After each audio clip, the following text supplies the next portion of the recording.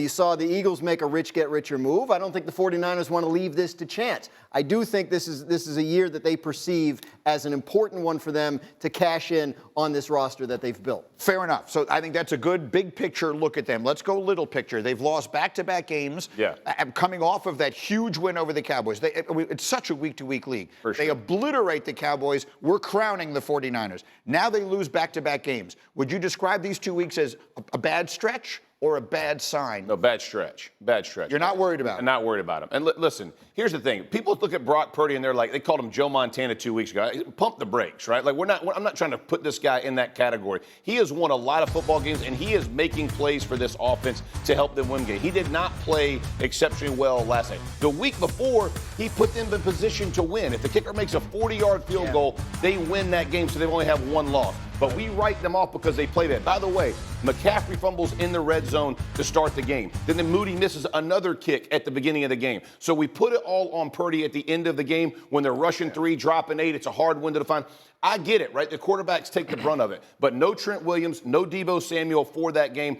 It happens. It is a bad stretch, not a bad sign. And the defense was bad, too, Again, which is yes. like against a team that didn't have Justin Jefferson. They were giving up passing yards, giving up big plays, missing opportunities. I think it's a bad stretch and also kind of feels like a bad sign because what stopped them last year? Injuries. What stopped them the year before that? Injuries. What stopped them right now? Seems like injuries. And these players aren't getting younger or healthier. That's the concerning part to me is they're not a team that's built to be able to survive these injuries. Right. To Chris Canty's point, when you make a mistake the magnitude of the one they made on the Trey Lance trade, you can catch lightning in a bottle by the miracle pick that Brock Purdy turns out to be. But you are still left without the opportunity to sort of fortify yourself. So they are thin. So maybe they are less capable of overcoming an injury here or an injury there. Are the 49ers still the best team in the NFC, in your opinion? No, I mean, it's the Philadelphia Eagles. The Eagles are. The Eagles are, but San Francisco's right there behind them. Right there. And the bottom line is that Brock Purdy played good. He just didn't play great like they needed him to last night. Right. The thing that he's been the best about is protecting the football.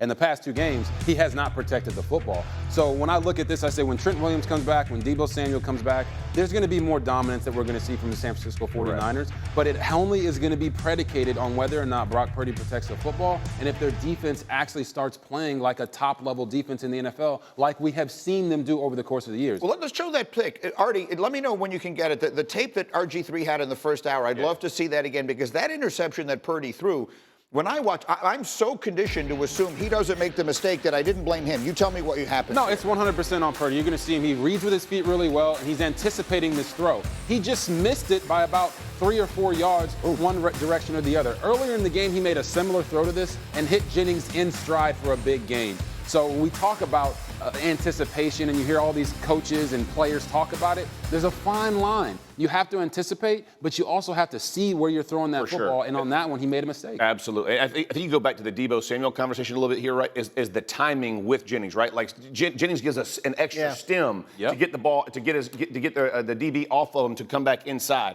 right? It's the consistency you have with throwing to these receivers. So when Deebo Samuel moves off or out of the roster, it's a big deal because he's a completely different player when he's in and when he's not in the football game. So again, that little bit changes the difference between can he close on that ball and not. And notice where that pressure came from. It wasn't off the left edge, but it was off the left side, where Trent Williams is normally at, helping solidify and help that guard out. So Brock Purdy's making that throw with anticipation because he has to. There's nowhere else for him to go with the football. As RG3 so eloquently, offensive line matters. I'm not sure how else we could say it. You know what I mean, Dan? Can anyone here, by the way, do that worm celebration? Like, could you do that? Could your body actually do that? Because it's a spectacular-looking celebration. Oh, yeah, but something would tear. I don't know. I can do it, but I'm wearing this pink suit the whole month, so I can't mess it up.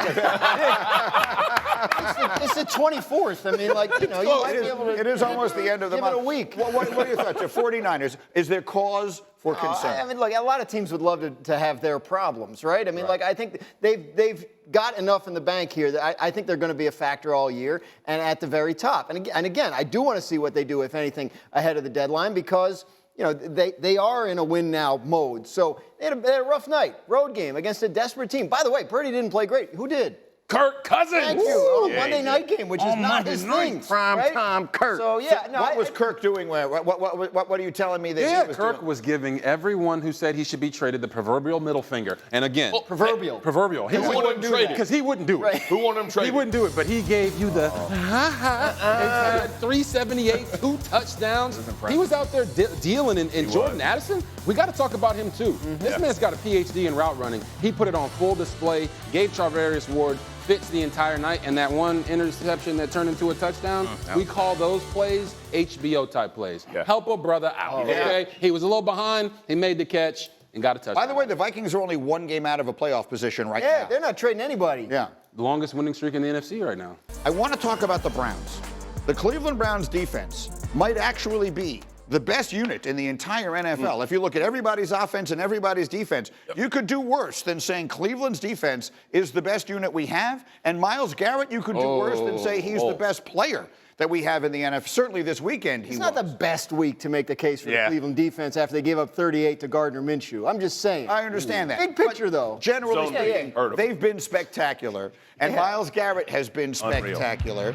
And the question is, what is going on with their quarterback? I mean, they went out, they spent, everyone knows about the money they spent, everyone knows about the groundbreaking nature of the contract. Right. And then all of a sudden, Deshaun Watson, what are we seeing here, RG3? Yeah, and if they don't know, let's go ahead and remind them. The Browns kicked Baker Mayfield out the door, went against every decision maker in the NFL and gave Deshaun Watson a $230 million fully guaranteed contract. And now they're getting worse quarterback play from him than they had from Baker Mayfield.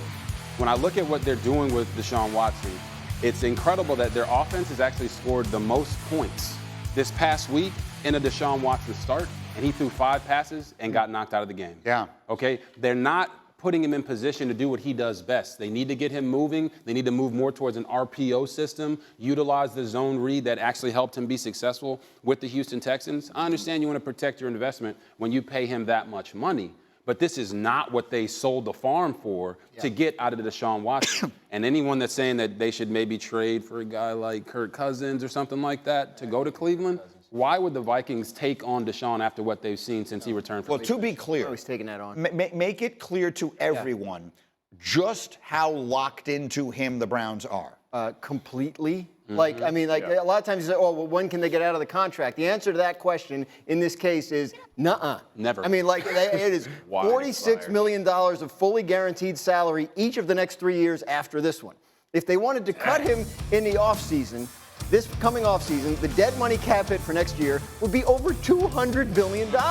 So, you know, that's a good chunk of your salary cap. Even in this era of cap growth, it wouldn't leave a whole lot for the rest of the roster. To the point, they can't get out of it this year. They can't get out of it next year. They can't get out of it the following They year. restructured and they pushed money another year out. Like that, this is 130. He has got to be not good. He has to be great, or else they are completely screwed. Completely. Nah, it's really unfortunate because for a decade. they push it back so that they can keep players in to make this run now. They're supposed to be winning the championship this year, maybe next year. But they're expecting at the end of this contract that their money's going to be tied up. It's going to be hard to be successful at that point. But at least, but at least we got some Super Bowls in the pocket or some deep playoff runs or something for our fans to look back on and smile about. They're not going to get any of that. Jeff, you were making a point this morning about the time that he missed. Yeah, I mean, here's the thing. I think it was a disservice for anybody to believe that Deshaun Watson's going to walk in and just all of a sudden be the player he was in Houston, right? When you take 18 months or whatever it is that he didn't play football, it's going to show up. And even though he played some games last year and it's going to take time for him to figure out. This game is fast. And it is a very difficult, especially at the quarterback position, learning what the offense is. How do I fit in it? To RG3's point, am I rolling out? Is it going to be a standard tight pocket? All of those things. And man, when you don't play, you aren't going to be good. I don't care what anybody. There's nobody who just guys take 3 weeks off and it takes them 3 weeks to get back. Like, you're talking about an extended amount of period, no practice, no games, no understanding of what's happening. Yeah. It is a very difficult climb. that's all fair, but the contract says Yeah. He needs to play great, and he needs to play great now. He gonna sign the contract, bro. So- If you offer it, I'm gonna sign it too. So I'll go play quarterback for $230. I don't care what I look like. If there's a point that we're making here, it is that they are in big Yes. trouble. The Browns are 4-2, which sounds good. That is where the good news ends. If I said Jordan Love might not be the Packers quarterback next year, would that be fact or fiction? It was tough, but I'm going to lean toward fact. He does not look good. He does not, for a guy, he's not a rookie. Remember, this is 3 years worth of development in the league. Accuracy, a major problem at this point. And remember, that contract extension they gave him was really team favorable. They could keep him around as a backup if they want to try and upgrade next year. So I think he's on thin ice. I do. I do. I think he's on thin ice. I'm not going to lie to you, because Dan is usually, for all of you who watch our show, you know this, he is by far the most level-headed and a responsible person that joins us every week. No doubt. He never lets me make a big deal out of anything that I want to. That's not true. I was not expecting you to say that at all. I was on the prompter. One You should have been. Oh my goodness. I am genuine. Is anyone else surprised? Yes. Does anyone think that's I'm a little shocked, Has it yeah. been that All you had bad? to do was I mean, look it's up. been that bad? Not been. I didn't think it's been that No way. bad. I mean, I think it would suggest that what they've seen in practice also is the issue. I think what makes it worse is when you watch the games, they call a game as if they don't believe in him. And then when they give him a chance to throw the ball, he misses the target. If things don't get better, I think to Dan's point, if this is what we see for the rest of the season, they have no reason to bring him back. If this is what we see for the rest of the season, there is no that's hope. what I'm There's saying. nothing there. So, like, Right. I think it's not crazy to think it. They're not committed to him enough to have to go back to him next season. All right, I'm always in the category, especially quarterbacks, is who we're going to bring in. But we won't even get into that. Let's talk about this as the youngest offensive skill group in the league. Yes, it is. I mean, so when you're talking about a young quarterback, whether he's a rookie or not, the guy hasn't played football. Yep. So he's playing football. All his receivers are just learning how to play football. Right.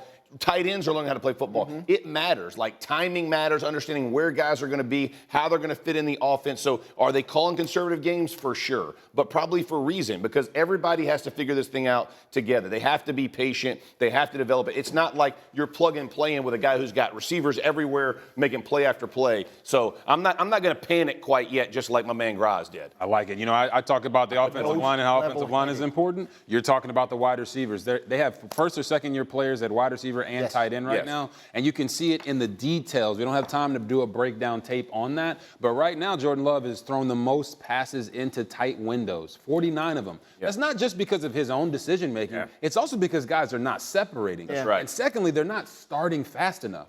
Right now, the last, I think, 4 games, they've been outscored 63-6 in the first quarter. So when I watch the tape, I do see the inaccuracy. I see him making confident throws that he shouldn't be making, right? You know what I'm saying? You're like, damn, that was a confident throw. It was like 7 yards outside where he wanted it to go. Right. I think for the Packers, they have not been healthy at running back either.